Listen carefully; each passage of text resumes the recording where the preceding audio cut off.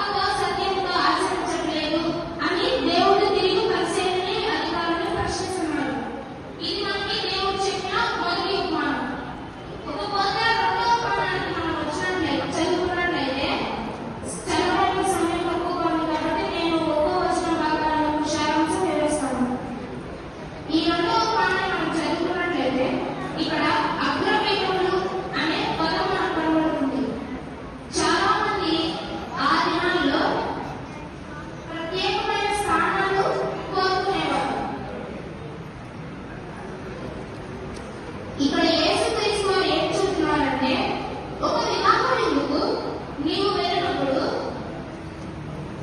అతిథుల కోసం ఏర్పాటు చేయబడిన స్థానంలో నీవు కూర్చున్నప్పుడు నీకంటే గనులు, నీకంటే గొప్పవారు వచ్చినప్పుడు ఆ వివాహం చేసేవాళ్ళు నిన్ను పక్కన పెట్టి ఆ స్థానంలో వాళ్ళని కూర్చోబెడితే నీవు అందరి ముందు ఏమవుతావు? తగ్గించబడ్డావు అందరి ముందు. అలా కాకుండా నువ్వు నిన్ను ఆహ్వానించిన వారు నిన్ను ప్రత్యేకంగా ఏర్పాటు చేసిన స్థలంలో నిన్ను కూర్చోబెడితే నువ్వు అందరి ముందు హెచ్చించబడ్డావు. ఈ రోజు మన అంశం కూడా అదే. ఒకసారి లూకాసు వార్త 14 చదివినట్లయితే మనం అక్కడ అదే కనబడుతుంది. తనని తాను తగ్గించుకుని ప్రతి వాడును తగ్గింపబడను, తనని తాను తగ్గించుకుని వాడు హెచ్చింపబడను. ఇంకోసారి చదువుదాం. తనని తాను హెచ్చించుకుని ప్రతి వాడును తగ్గింపబడను, తనని తాను తగ్గించుకుని వాడు హెచ్చింపబడను. ఈ రోజు మన అంశం కూడా అదే. ఎవరైతే తమని తాము హెచ్చించుకోవాలనుకుంటారో వారు దేవుని దృష్టిలో తగ్గింపబడతారు. ఎవరైతే వారి జీవితంలో తగ్గింపు జీవితం కలిగి ఉంటారో వారు దేవుని దృష్టిలో హెచ్చింపబడతారు.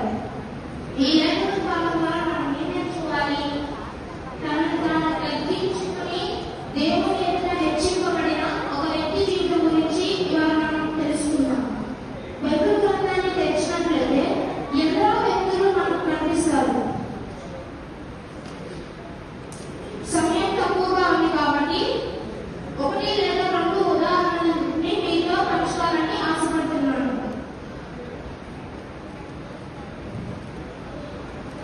తనని తాను తగ్గించుకొని దేవుని ఎదుట హెచ్చింపబడిన ఒక వ్యక్తి, ఎందరో వ్యక్తులు బైబిల్లో కనబడతారు. ఈ రోజు ఒక వ్యక్తి జీవితం మనం తెలుసుకున్నాము. అసలు ఎవరు ఆ వ్యక్తి అంటే అతని పేరు గిద్యోను.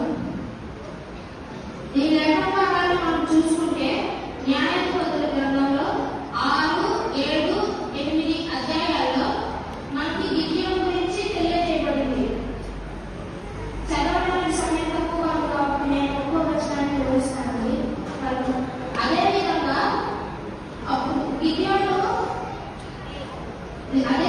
యెహోవా దూత వచ్చి అబీయోజ్రేయుడైన యోవాషు కుమారుడైన గిద్యోనును పిలిచిన విధానం మనకు కనబడుతుంది. అయితే ఇక్కడ యెహోవా దూత ఎందుకు గిద్యోనును పిలిచిందంటే ఇశ్రాయేలీయులను బానిసత్వం నుంచి మరి ముఖ్యంగా మిద్యానీయుల నుండి రక్షించడానికి యెహోవా దూత గిద్యోనును పిలిచింది. అసలు ఎందుకు ఇశ్రాయేలీయులు మిద్యానీయుల చేతికి అప్పగించబడ్డారు? ఎందుకు అప్పగించబడ్డారంటే వారు యెహోవా దృష్టికి దోషులయ్యారు. యెహోవాను సరిగ్గా వారు ఆరాధించలేదు, మళ్ళీ దోషులైనందున వారు మిద్యానీయుల చేతికి అప్పగించబడ్డారు. అయితే ఇక్కడ ఇశ్రాయేలీయులు మిద్యానీయుల చేతికి అప్పగించబడ్డ తర్వాత అసలు ఏం జరిగింది? సరే, న్యాయాధిపతుల గ్రంథం 6వ అధ్యాయం 6వ వచనం.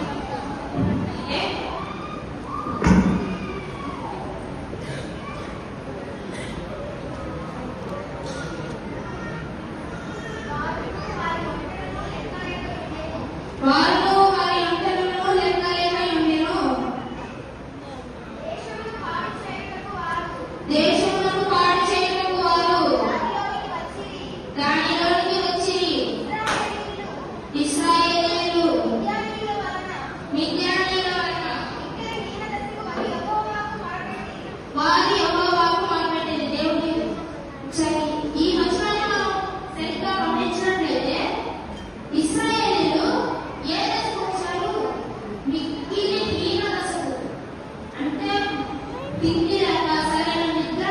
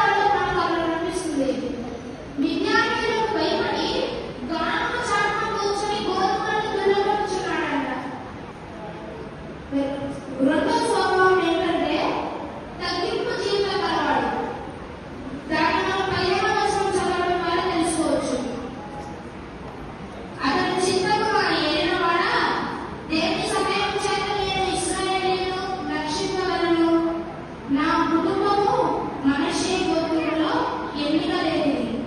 నా పితరుల కుటుంబంలో నేను కనిష్ఠుడైనై ఉన్నానని ఆయనతో చెప్పారు. యెహోవా దూత వచ్చి అడిగిన తర్వాత ఏమన్నాడు? తను ఏమని పిలిచాడు దేవుని? చిత్తము నా ఏలినవాడా అని అన్నాడు. ఆ తర్వాత నేను ఎలా రక్షించగలను దేవుని? నా కుటుంబము మనష్షే గోత్రంలో ఎన్నిక లేనిది. తన కుటుంబం గురించి మాట్లాడాడు. మరియు తను కనిష్ఠుడు అయినా వాడాడు. కనిష్ఠుడు అంటే కుటుంబంలో చివరిగా పుట్టినవాడు అని తాను దేవుని అయితే తగ్గించుకున్నాడు. బహుశా ఆ తగ్గింపు స్వభావమే దేవునికి నచ్చిందేమో. అందుకే దేవుడు గిద్యోనుని ఎన్నుకున్నాడు.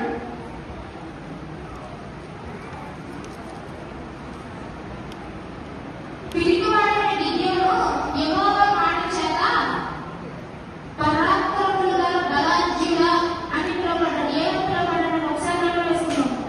పరాక్రమములు గల బలాఢ్యుడా అని పిలువబడ్డాడు. అంత పిరికివాడైన గిద్యోను అలా ఎలా పిలువబడ్డాడు?